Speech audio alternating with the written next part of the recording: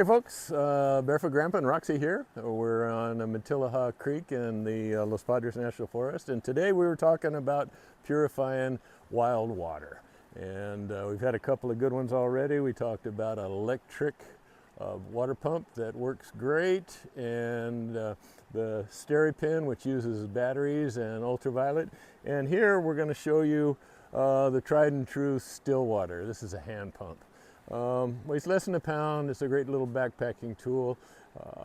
It's pretty bomb-proof. You don't have to worry about batteries or electric things going wrong or recharging. It works on horse, just old-fashioned people power.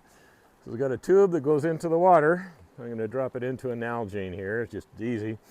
And once you get it in the water, you just start pumping away.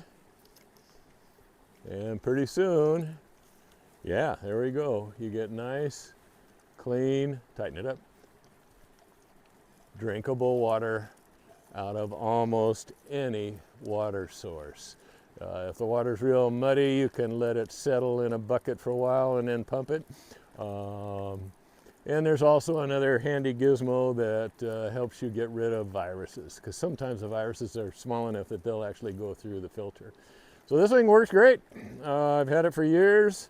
Bomb-proof. I think this is my second one. The first one actually wore it out. But still water, so it's a hand pump for cleaning water in the wild. You could actually use this if you're traveling, and you're not trusting the water in maybe a sketchy hotel. Traveling somewhere where the water's quality is not so great. Have this in your suitcase. Bump, pump, pump, pump, pump. Brush your teeth, drink your water. You're good to go. So, still water, bomb-proof, not still water, Sweetwater. Maximum water, safe to drink. Good stuff.